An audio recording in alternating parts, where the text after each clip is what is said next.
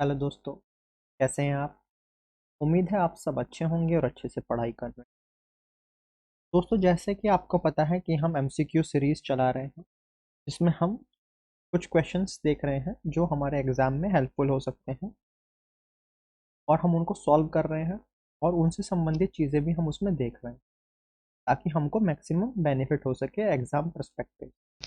तो उसी श्रृंखला में हमने और क्वेश्चन सेलेक्ट किए। कुछ क्वेश्चन लिए हैं हमने प्रीवियस ईयर्स पेपर्स से। तो ये सीरीज में हम काफ़ी काफ़ी सारे प्रीवियस ईयर्स के क्वेश्चन भी कवर करने वाले, क्योंकि कई बार कॉन्सेप्ट हमारा सेम रह जाता है और उसी पर इर्द गिर्द उसके क्वेश्चन मंडराते रहते हैं। तो इसी श्रृंखला में हम यहाँ आगे बढ़ते हैं।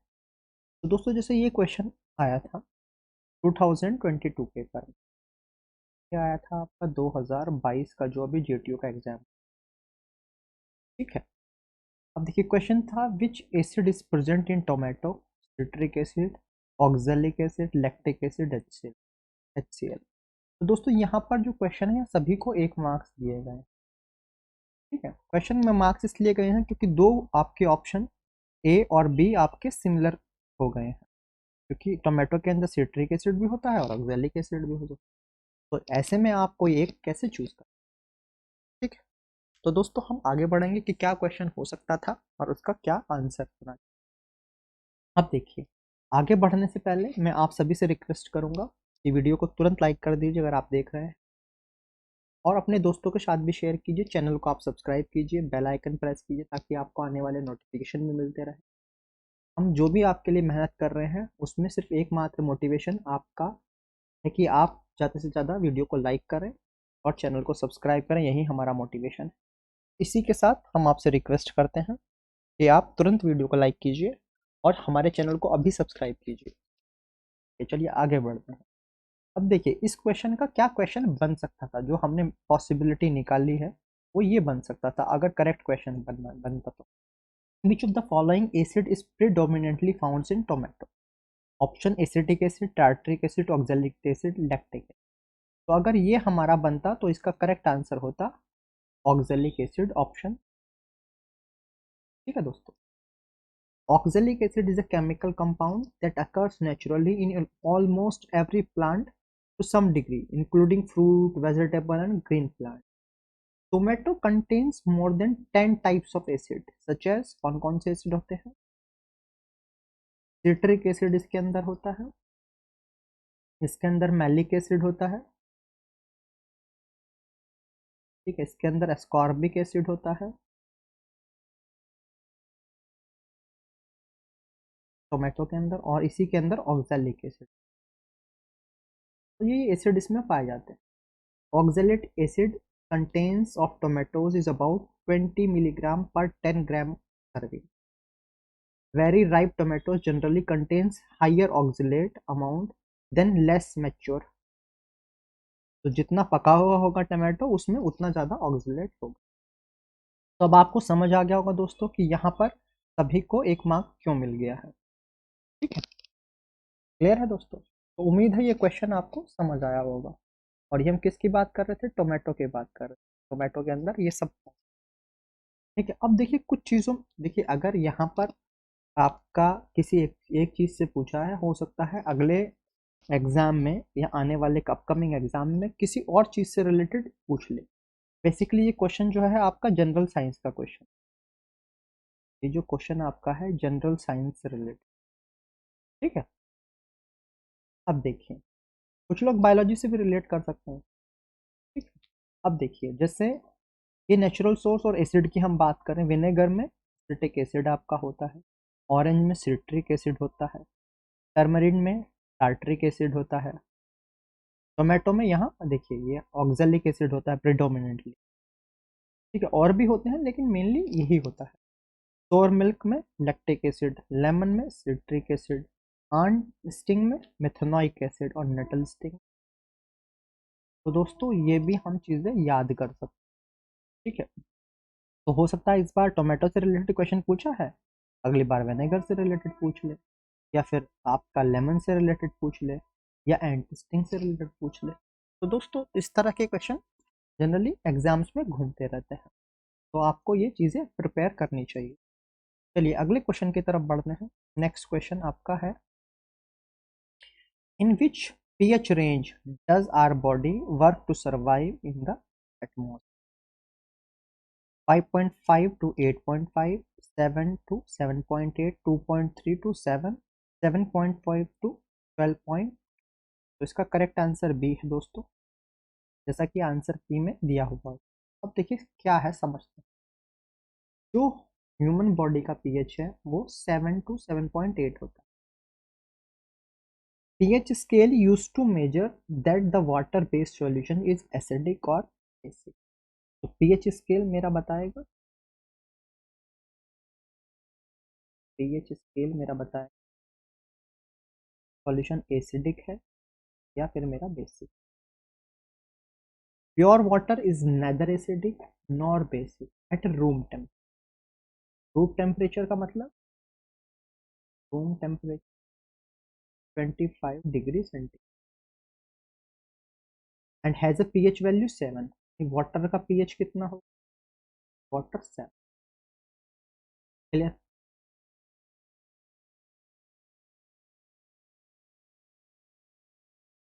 Eight 25 degree centigrade, 25 degree centigrade के बाद का solution with a pH below 7 are acid. तो जो एसिडिक हो गए उनका हो गया less than 7 and solution have a pH above 7 are basic। Clear? pH measurement are essential for chemistry or medicine or water treatment। ठीक है, so it is very important। hope you got something। चलिए बढ़ते हैं next question की तरफ। Next question, what is the chemical formula of POP, plaster of Paris की हम बात कर रहे हैं। तो correct answer is C. C already correct answer आपका मेंशन है। अब देखिए प्लास्टर ऑफ पेरिस की बात कर लेते हैं। Plaster of Paris is a quick setting gypsum plaster consisting of a fine white powder, calcium sulfate hemihydrate, which hardens when it is mixed with water and allowed to dry. It is also known as plaster of Paris because the preparation of POP, the abundant gypsum was, was first found near the capital city of France, that is Paris। ठीक है, तो इसीलिए इसको Paris से relate किया। The chemical formula of plaster of Paris is CaSO4 dot half H2O। ठीक है, अब अगर हम इसकी एप्लीकेशन की कुछ बात कर लें, देखिए थोड़ा बहुत तो हमें पता होना चाहिए क्योंकि अभी चीज़ें यहाँ पूछा है, एप्लीकेशन रिलेटेड भी क्वेश्चन पूछा जा सकता है। It is used as a building material, as a protective coating on walls and ceilings. Second application, it is used as a molding and vesting agent for decorative elements। Third application, it is also used for aesthetic touch to the construction element। Fourth application, is also used as a plaster in orthopedics and as a filling material by the dentist। ठीक है, तो dentist भी use करते हैं और orthopaedics भी इसको use करते हैं। ठीक है, चलिए आगे बढ़ते हैं। अब ये देखिए, ये जो CaSO4 डॉट हाफ H2 है, इसको बोलते हैं प्लास्टर ऑफ पेरिस। जब ये 1.5 मॉलिक्यूल्स ऑफ वाटर के साथ मिक्स हो जाता है तो बन जाता है जिप्सम। तो दोस्तों जिप्सम का भी फॉर्मूला पूछो। ये जिप्सम का फॉर्मूला हो गया CaSO4 डॉट 2H2। तो अगर हाफ H2O है तो प्लास्टर ऑफ पेरिस, अगर और 2H2 है तो जिप्सम। क्लियर है? Gypsum is an ore of calcium. The chemical formula is CaSO4 dot 2H2। Gypsum is mainly used as fertilizer as the main constituent of plaster and chalk। The plaster of Paris on mixing with water produce gypsum। Water के साथ plaster of Paris को हमने mix कर दिया तो gypsum produce हो रहा है। कैल्शियम सल्फेट हेमीहाइड्रेट यानी प्लास्टर ऑफ पेरिस को क्या कहा गया? कैल्शियम सल्फेट हेमी यानी हाफ, हाइड्रेट यानी water. On hydration leads to crystallisation of gypsum calcium sulphate dihydrate. तो यहाँ इसको बोल दिया कैल्शियम सल्फेट डाइहाइड्रेट। दोस्तों इसको भी लिख लीजिए, कैल्शियम सल्फेट डाइहाइड्रेट यानी दो हाइड्रेट है, ठीक है, यानी दो वाटर मॉलिक्यूल। और ये हो गया आपका कैल्शियम सल्फेट हेमीहाइड्रेट रेट यानी हाफ वाटर मॉलिक्यूल, ठीक है, क्योंकि कई बार वो अल्टरनेट नेम से भी आपको एग्जाम में पूछ सकता है। तो एग्जामिनर का कुछ नहीं पता है दोस्तों, you never know what examiner will ask, it depends on examiner what he wants from you, so you have to be prepared in all this. Okay, so we'll go to next question. Next question is, Rehan can use any source of energy for cooking, but he wants to avoid production of smoke from the source. which of the which of these source should he use for cooking? Okay दोस्तों, coal, it is causing smoke, electricity not causing, petroleum causing smoke, wood causing smoke, so correct option is B, electricity. So in this scenario electricity will be used because we want to avoid production of smoke from the source. Okay, got it. Next question is, which of these processes explains the working of geothermal power plant? दोस्तों alternate source of energy से question पूछा है। Even ये question भी, जो पहला वाला question भी, ये है अल्टरनेट सोर्स ऑफ एनर्जी से आपका होंगे। तो दो क्वेश्चन बैक टू बैक इन्होंने अल्टरनेट सोर्स ऑफ एनर्जी से पूछ लिए, ठीक है। अब देखिए, use potential energy to produce electricity, use thermal energy to produce electricity, use kinetic energy, use tidal energy. दोस्तों यहाँ थर्मल यूज हो रहा है, geo means earth, thermal means heat, यानी हीट ऑफ अर्थ, ठीक है। तो ईजिली गैसेबल था, अगर नहीं किसी को पता था, थर्मल एनर्जी, ठीक है दोस्तों। तो उम्मीद है ये आपने सही भी किया होगा उस समय। अब देखिए कुछ हम चीज देख लेते हैं, है क्या, what is geothermal energy? Geothermal energy is heat energy from hot rocks present inside the earth. What is the source of heat contained in geothermal energy? Hot rocks present inside the earth are the source of heat contained in the geothermal energy. आगे बढ़ते हैं। Explain how geothermal energy is used to generate electricity. देखिए, extremely hot rock present below the surface of the earth heat the underground water and turn into the steam. Basically जो आपका कोल वाला काम हो रहा है कि कोल बर्न करके हम स्टीम बनाते हैं और फिर उससे इलेक्ट्रिसिटी जनरेट होती है, यहाँ पर ये काम हॉट रॉक्स कर दे रहे हैं। तो अंडरग्राउंड वाटर है वो उसको स्टीम में कन्वर्ट कर दे रहा है, ठीक है। As more and more steam is formed between the rocks, it gets compressed to a high pressure. The high pressure steam is brought up through pipes and used is to run turbine of a generator to produce electricity. दोस्तों जो कोल thermal power plant है वहां भी same principle use हो रहा है कि आपने वहां पर कोल हीट करने के बाद आपने जो आपका स्टीम हुआ है उससे आप टरबाइन को आप रोटेट करा रहे हैं। यहाँ पर भी यही चीज़ हो रही है, बस यहाँ पर ऑलरेडी जो आपकी जियोथर्मल एनर्जी है उसकी वजह से जो रॉक्स आपकी हॉट हैं उसी से स्टीम में कन्वर्ट होता है, ठीक है। एडवांटेजेस क्या है? It is very economical to use, it does not cause any, तो कोई पॉल्यूशन भी नहीं। डिसएडवांटेज क्या है? It is not available everywhere, तो दोस्तों सब जगह नहीं है, जहाँ पर केवल हॉट रॉक्स हैं केवल वहीं पे। Deep drilling in earth is required which is technically very difficult and expensive, because दोस्तों जो हीट रॉक्स हैं वो काफ़ी नीचे होता है, ठीक है। तो वहां तक आपको ड्रिल करके आपको पाइप ले जाना है, तो वो थोड़ा मुश्किल काम। तो होप आप ये टॉपिक समझ पाए हैं।